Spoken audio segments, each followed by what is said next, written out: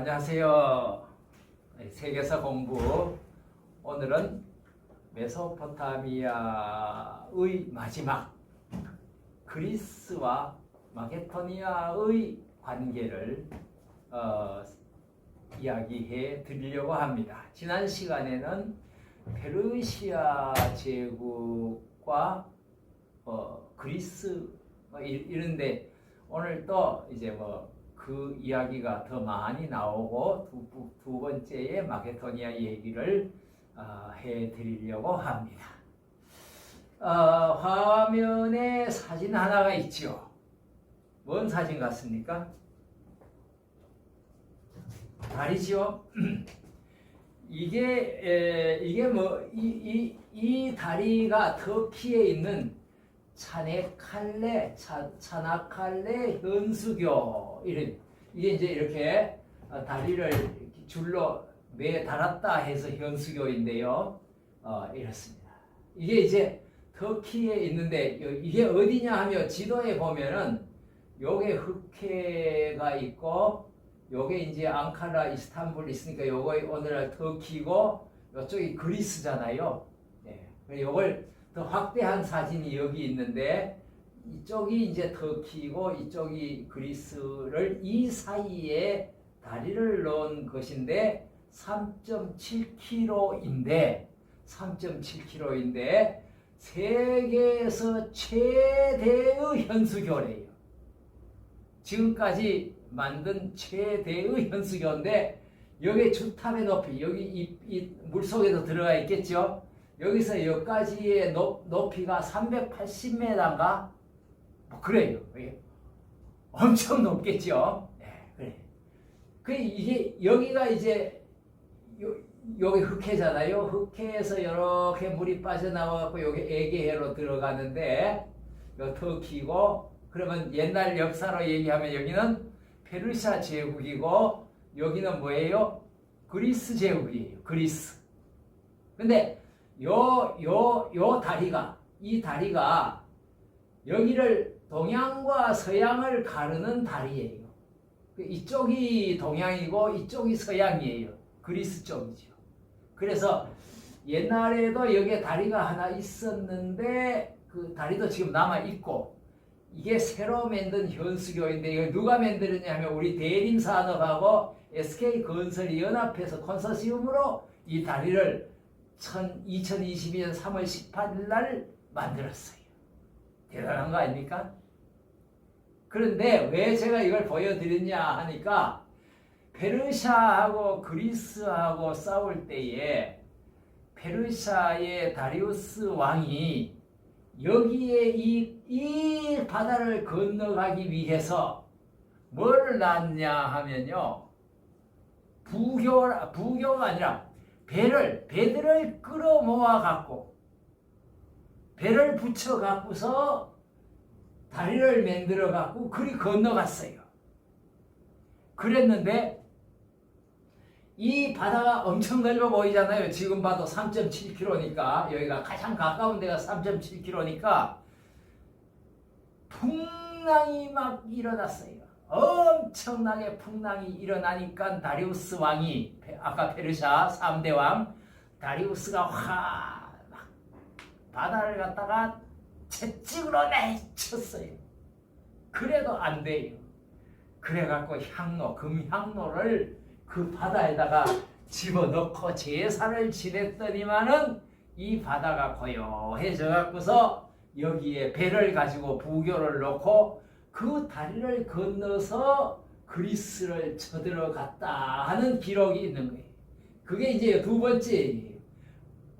페르시아의 크레스크세스 이게 4대 왕인데 다리우스 다음 왕가 두 번째 선제에서 이 다리를 배를 놓고 건너간 곳이기도 하고 그 선왕 다리우스 2세가 러시아 지역을 침공하러 갈 때도 이걸 건넜고 알렉산드로스 오늘 얘기할 알렉산드로스가 이 페르시아를 침공하러 갈 때도 이 다리를 건넌 것입니다. 의미가 많죠. 동양과 서양을 갈라주는 다리. 역사적인 이런 사건들. 거기에 우리나라 건설회사가 이렇게 만들었다 하는 것은 우리가 기억할 가치가 있는 내용인 것 같습니다. 그죠? 네. 3월 18일 날 개통을 해서 여기를 다니고 있습니다. 세계 최고로 높고 높이도 길이도 최장이고 현수교로서는 다람쥐 끈으로 다람쥐에서는 이런 것이다.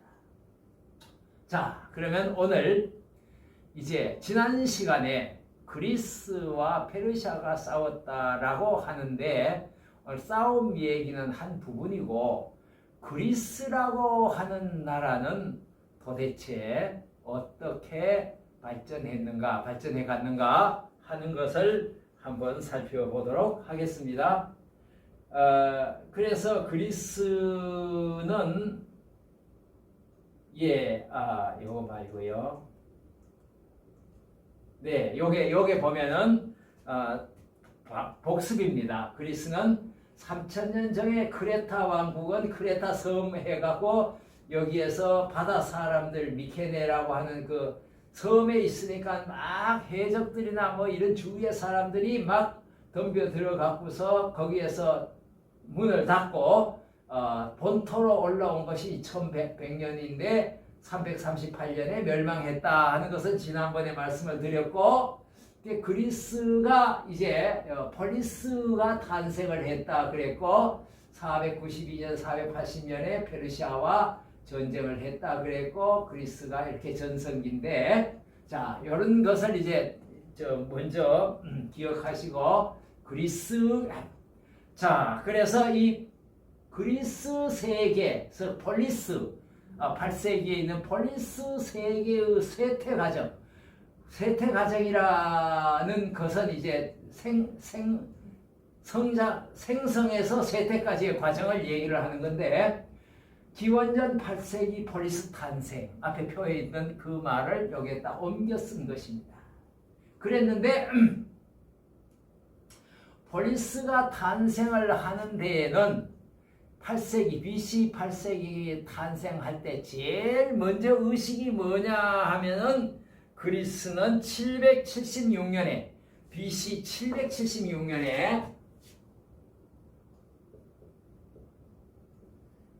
776년에 소위 말하는 고대 올림픽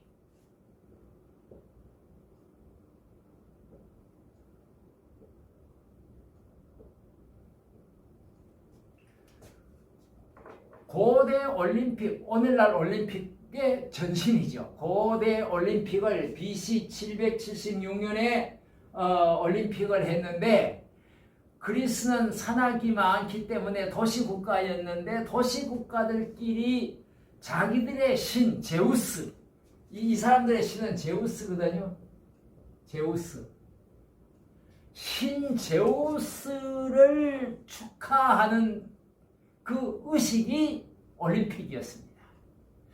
전하는 바에 의하면 올림픽은 남자들만 출전을 했고 여자는 구경을 뭐 안 시켰대요. 왜 그랬는가 하니까 그리스에 있는 운동선수들이 발가벗고 경기를 했답니다. 뭐 레슬링도 발가벗고 했고 뭐 달리기도 발가벗고 했고 이래 갖고서 이제 신에게 기쁨을 준다. 그것이 언제요? BC 776년. 그게 BC 776년이니까 기원전 8세기 이런 포리스들이 모여 갖고서 이런 의식을 하면서 올림픽이라고 하는 의식을 하면서 국가의 어떤 제도나 또는 단합을 이루어 갔다. 그렇게 볼 수가 있습니다. 그러는 가운데 페르시아와의 전쟁을 하게 됩니다. 페르시아의 전쟁은 기원전 449년인데 제1회, 2회, 3회 아까 말씀드렸듯이 1회는 492년 BC 492년에 있었고 2회는 그 다음 이태 후에 490년에 있었는데 이걸 마라톤 전투라고 부릅니다. 마라톤 전투 이따 설명할게요. 세 번째는 그리고 나서 10년 후에 제3회 있었는데 살라미스 해전입니다. 480년. 3차에 걸쳐서 페르시아가 원정을 와서 전쟁을 했는데 페르시아가 3번에 걸쳐서 다 패전을 합니다. 첫 번째 492년의 1회 때는 아까 보여준 그 바다를 건너오다가 풍랑을 만나갖고 도저히 전쟁을 하지 못하고 거기에서 싸워보지도 않고 돌아갔습니다. 그게 이제 492년이고, 그래서 이제 요 490년에 두 번째로 이제 그 바다를 건너갔고, 아까 건너는 방법은 제가 말씀드렸듯이 그렇게 해갖고서 건너갖고서 와서 마라톤이라고 하는 곳, 앞에 지도가 있으니까 조금 번거롭지만 좀 볼게요. 예, 여기 보니까 요 마라톤 있죠, 그리스. 이제 이리 건너온 거예요. 이리 건너오지를 바다가 너무 넓으니까 요리 건너와서 이렇게 마라톤까지 왔어요. 여기 아테네가 있고 살라미스 세 번째 전투한 살라미스도 여기 있죠. 예, 이래요. 요리 건너왔어요. 그래서 이 마라톤 평야에서 전투를 벌였습니다. 마라톤 평야에서 전투를 벌여갖고 예, 그래서 이제 마라톤 전쟁인데 이때 이제 누가 이겼는가 하니까 역시 그리스가 이겼습니다. 이때 이제 이 그리스 사람들이 이 페르시아 사람들한테 겁이 나갖고 너무나 대군이 오니까 막 도망을 가는 것을 그때 그 유명한 이 말쟁이가 사람들을 끌어모아 갖고서 결속을 시켜서 전쟁을 했는데, 아니 이게 웬일입니까? 이 페르시아가 마라톤에서 그리스한테 패하고 말았습니다. 그래서 그 소식을 전하라고 아테네까지 사람이 달려와서 우리가 이겼습니다 하고 그 사람이 팍 쓰러져 죽었고, 그래서 오늘날 올림픽에서 마라톤 하는 것도 바로 이 마라톤 전투를 기념하기 위해서 만들었다라고 얘기를 하고 있습니다. 그리고 그래 졌거든요. 그래 왕이 바뀌었어요. 이제 여기서 이제 다리우스가 바뀌고 크레스크세스라고 하는 분이 왕이 되어 갖고서 다시 왔는데 살라미스라고 하는 곳, 아까 지도에서 본 거기까지 70만 군대를 끌고 왔습니다. 그리고 델로스 이 사람들은 이 페르시아 전쟁을 일으키기 위해서 아테네에서 자기 주위에 있는, 아테네도 도시국가였거든요. 도시국가였고 스파르타도 도시국가였는데 두 나라에 있는 여러 도시국가 중에서 대표적인 것이 아테네, 스파르타였어요.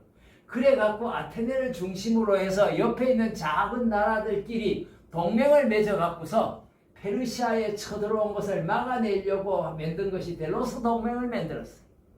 그래갖고 이 동맹이 이 살라미스에서 해전을 해갖고 이 해전을 70만이었고 여기는 델로스 동맹은 3만 5천 명이에요.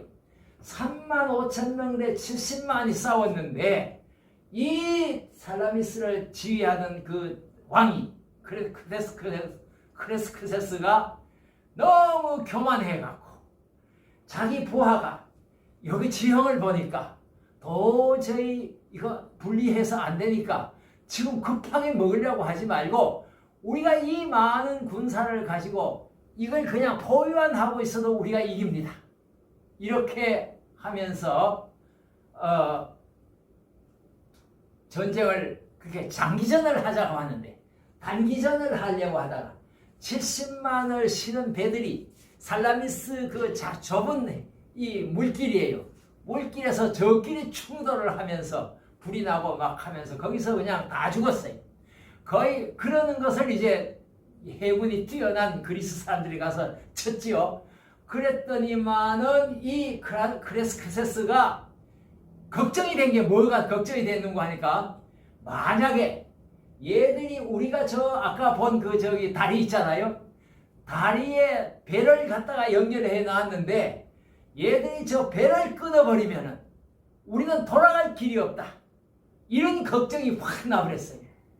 그래 갖고서 야 전쟁 그만하고 가자 해갖고서 도망하는 것을 그리스 사람들이 가서 이걸 쳐서 해갖고서 완전히 페르시아를 멸망을 시켜 거의 멸망 지경까지 가게 한 전쟁이 이 그리스의 전쟁이고, 이걸 헤로도토스라는 역사학자가 도저히 이해할 수가 없는 거예요. 도대체 그리스가 어떻게 저 강적 페르시아를 이겼는가 하는 것은 도저히 이해할 수가 없다가 보니까 역사 연구를 한 것이 아까 얘기했던 역사책이고, 그 역사책을 쓰다가 보니까 페르시아 역사를 지난번에 얘기했던 것처럼 그런 것을 썼어요.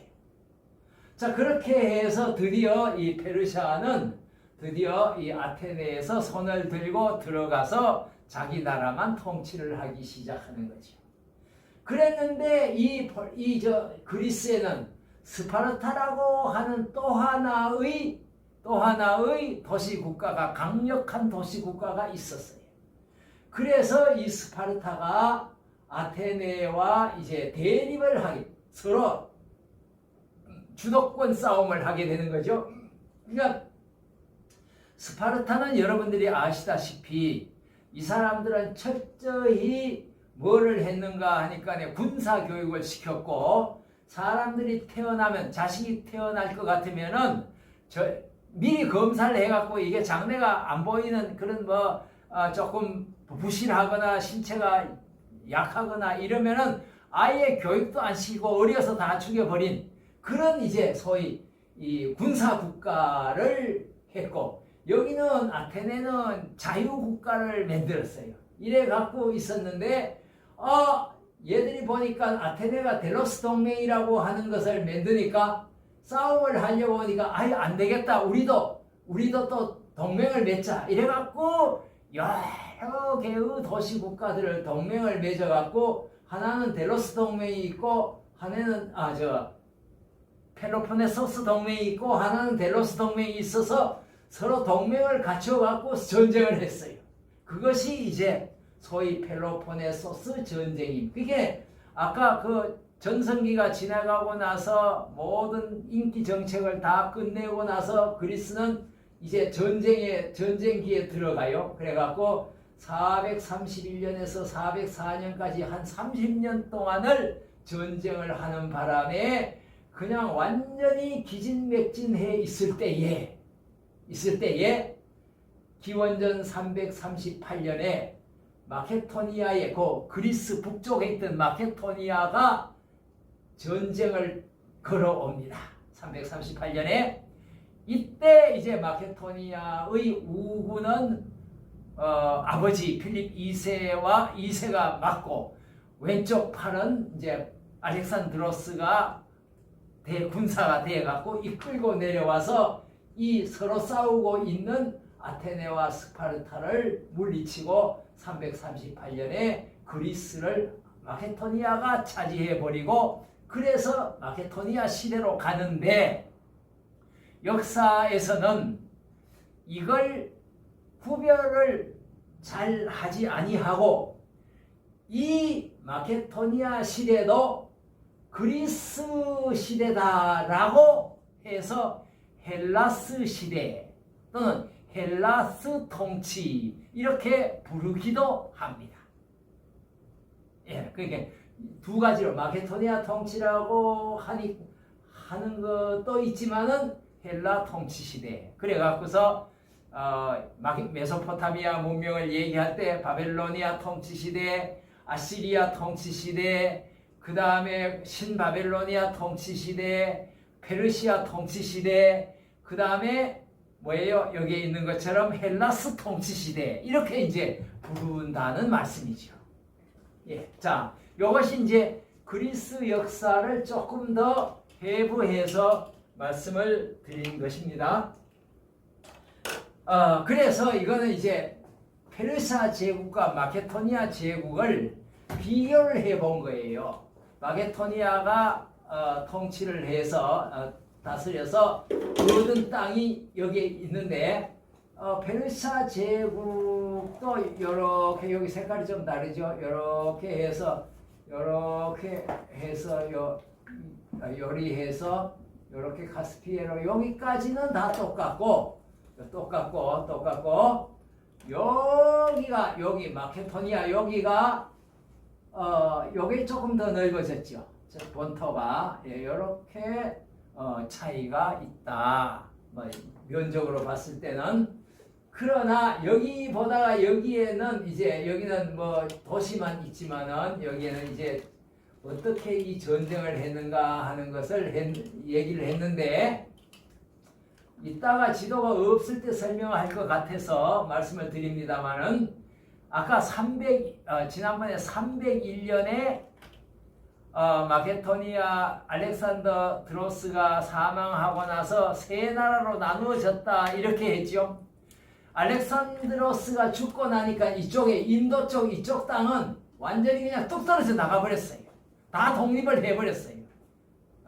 독립을 해버렸고 이제 남은 것이 여기 마케도니아라고 하는 본국 여기를 한 장군이 맡아서 다스리고 그게 알렉산드로스의 부하 장군이 여기를 맡아서 다스리고 또 한 장군이 여기를 맡아 여기 이제 요 리비아 여기요 요 지역을 요 띠로스 여기까지 이집트를 제외한 여기까지를 여기를 다스리고 또 한 장군이 요 이집트를 다스리고 이래 갖고서 실질적으로 장기 집권을 해 간 것은 요 이집트 요쪽에 시리아 쪽 그 다음에 요 마케도니아 쪽 이렇게 세 개의 나라로 갈라져 있다가 여기가 먼저 로마에 망하고 이 둘이 열심히 싸워 갖고서 포톨레마이오스가 오히려 여기에 시리아의 나라의 멸망은 아니고 힘이 약해 갖고서 빼앗겨 버린 처음에는 포톨레마이오스가 여기까지를 다 차지했는데 빼앗겨 버리고 이집트로 들어갔고 이 사람들이 이 지역 전체의 맹주 노릇을 하는 이런 모습을 보여주고 있습니다. 자, 이런 것을 이제 보시면서 드디어 마케도니아로 넘어가야 되겠네요. 예, 이 아테네와 스파르타를 비교해 놓은 건데요. 잠시 보시면은 아까 그 전쟁을 했다 그랬잖아요. 아테네는 상업형 폴리스고 장사를 주로 했고 스파르타는 농업형 폴리스인데 이거 보세요. 시민 12만, 노예 8만, 20만 밖에 안 돼요. 여기는 시민이 2,000명이고 노예가 7만 명이에요. 이거는 완전히 스파르타에서 골라 뺀 사람들만 시민으로 자격을 하고 전부 노예로 부려먹었고 여기는 자유주가 돼 갖고서 노예보다는 시민이 더 많아서 이렇게 자유를 해. 여기는 억압 정치를 했고 여기는 자유 정치를 해서 어디가 승리를 했게요? 여기는 결국은 백성들의 그 신임을 받지 못해서 스파르타 교육, 강한 육군 보유 이래기는 해서 처음에는 힘이 셌습니다만은 장기전에 들어가니까 여기는 멸망하고 이제 이 아테네가 성공하고 승리하는 그런 구조를 가졌지만은 둘은 서로 멸망을 하게 되는데 멸망하게 되는 원인을 이제 여기에서 멸망의 원인만 조금 설명을 하고 마케도니아로 넘어가겠습니다. 아테나 스파르타 전쟁을 했고요. 농업이 황폐해지기 시작합니다. 농업이 황폐해지는 것은 정부가 힘을 잃어갖고서 소위 농업을 장려를 못했어요. 또 뭐 기후 차이도 있고요. 그 다음에 이제 가장 정치가 한 게 뭐냐면 정치 선동가에 의해서 중후 정치를 했어요. 뭔 소리냐 하면은 20만 밖에 안 되잖아요. 아테네라고 해. 다 불러놓고 연설을 잘하는 사람이 사람들 헷가닥 이렇게 바꾸는 거예요. 그러면서 어떻게 했냐? 사람들이 나와 갖고서 그 나온 사람들이 나중에는 이제 재미가 없으니까 안 나와요. 광장에 안 나오니까 어떻게 하냐 하면은 야, 몇 명 왔냐? 우리 20만 중에 10만 왔네. 그럼 10만이 됐다. 과반수가 됐으니까. 예를 들면 그래 10만 원 중에 5만 명만 오케이.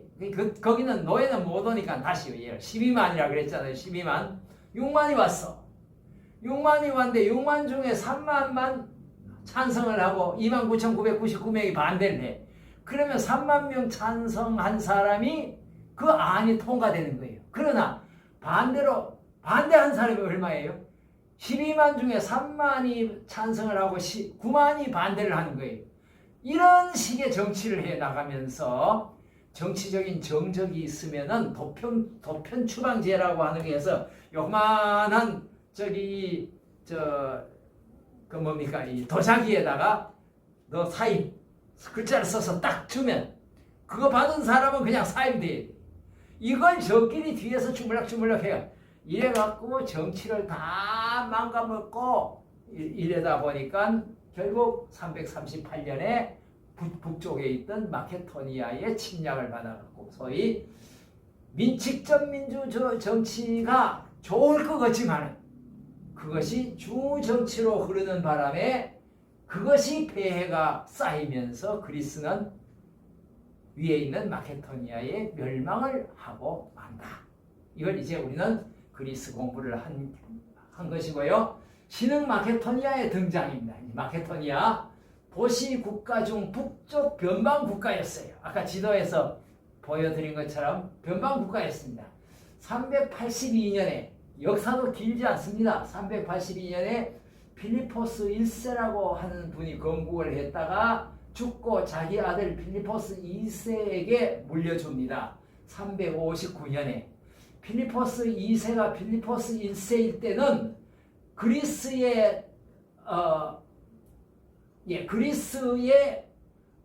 인질로 잡혀가요. 그리스의 북쪽에 있는데 그리스의 인질로 잡혀갔는데 그리스에 가보니까 그리스 사람들이 창을 개발을 했는데요. 창의 길이가 5m짜리 창이에요. 일반적으로는 2m인데요. 5m짜리 창을 개발을 해갖고 싸움할 때 얼마나 유리해요. 예. 그랬는데 그리스 사람들이 이거 너무 길어갖고 한쪽에 방패 지고 한쪽에 5m짜리 창을 가지고 전쟁을 하려고 하니까 너무너무 힘든 거예요. 그래갖고 버렸어요. 버린 것을 인질로 가 있던 이 필리포스 2세가 알렉산드로스의 아버지예요. 필리포스 2세가 장창 연구를 했다가 자기 나라에 돌아와서 즉 마케도니아에 돌아와서 연구를 하는데 어떻게 연구를 했는고 하니까네 이쪽에 방패 남이 칼 쓸 때 막는 이 방패를 쇠로 안 하고 가죽으로 했어요. 말가죽으로. 그게 팔에다 이리 하나 걸고 두 팔로 5m짜리 창을 쓰니까 이게 그냥 전쟁에서 엄청난 효과를 만들어 갖고 이게 이 장창부대라고 해서 알렉산드로스가 머리도 좋지만은 장창부대의 효과를 봤다. 이제 이렇게 전쟁을 분석하는 사람들 얘기를 하고 있어요. 그래서 이제 359년에 장창부대를 창설해갖고 338년에 그게 한 20년 후에 아까 얘기하던 로네이아 전쟁에서 헬라스 즉 그리스를 정복을 해버리고 맙니다. 그리고 2년 있다가 이 필리포스 2세가 46세의 나이로 암살을 당해버려요. 그래서 알렉산드로스가 수세의 왕의 자리에 나아갑니다. 알렉산드로스는 자기는 사람이 아니라고 믿었어요. 그렇게 교육을 받았어요. 너는 사람이 아니다. 신이다. 그런데 싸움을 하다가 칼을 맞아갖고 살에 파였네요. 피가 나지요. 그래서 자기가 깜짝 놀라는 거예요. 아니, 신도 피가 나나? 이렇게.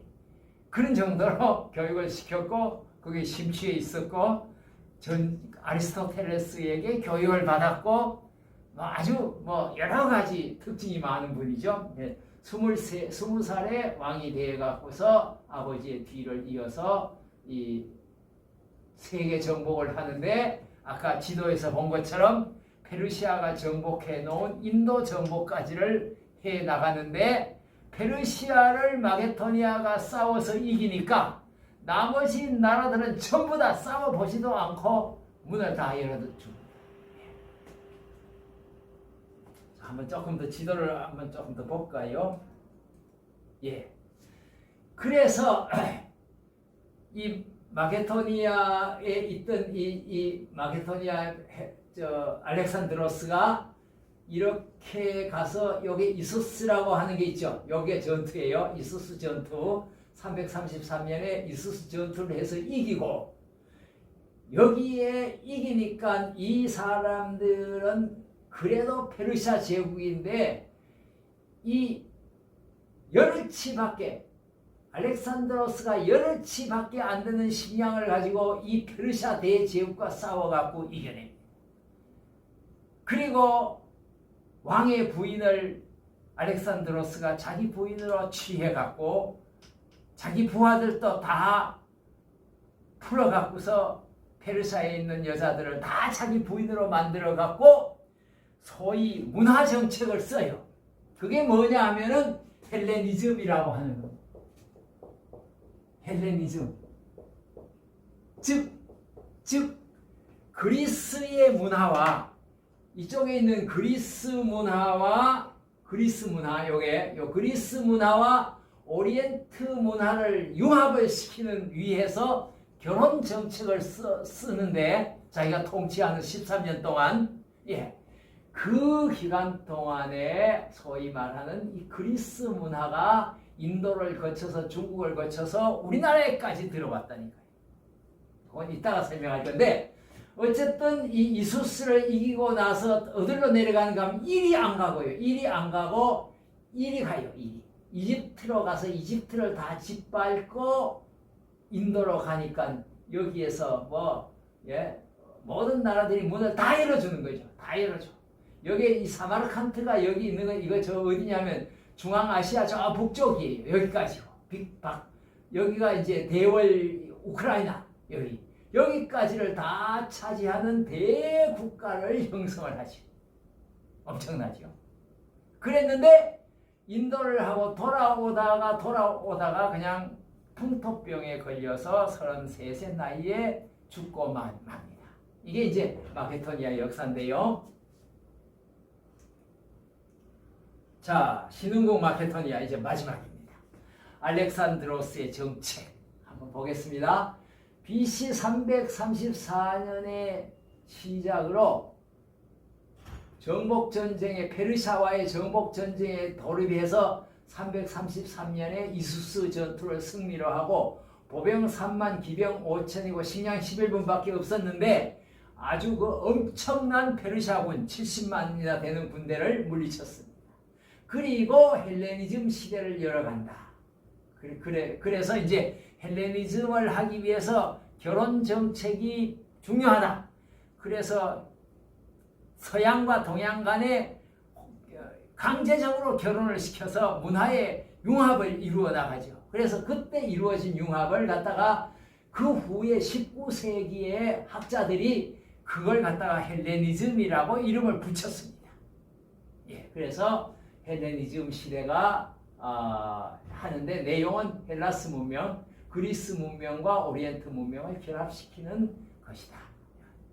알렉산드로스가 죽습니다. 죽음과 그 이후인데 BC 323년 원정길에서 돌아와 33세의 나이로 죽고 20년간 내전 후에 제후은 3개의 지역으로 분할되는데, 이집트 지역은 포톨레마이오스 장군이, 시리아 서아시아 지역은 셀리우코스 장군이, 그 다음에 마케도니아 헬라스는 안티고노스 장군이, 그러니까 알렉산드로스 밑에 있던 장군들이 이 지역을 차지해서 통솔을 하다가 제일 먼저 멸망하는 것이 안티노코스가 멸망을 하고, 그 다음에 셀리우코스가 멸망을 하고, 그 다음에 포톨레마이오스가 멸망을 하는 것이 BC 30년이고 이 모든 지역이 다 로마로 편입되면서 마케도니아 또는 헬라스 제국이라고 하는 것도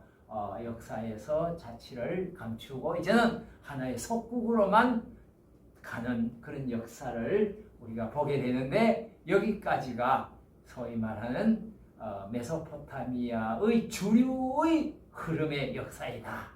이렇게 말씀을 드릴 수가 있겠습니다. 자, 오늘 좀 복잡한 것 같지만은 재미가 있었는지 모르겠습니다. 예, 이렇게 해서 메소포타미아 문명에 대한 역사는 여기서 마치고 다음 시간이 되면 로마 쪽으로 다시 한번 들어가도록 하겠습니다. 감사합니다.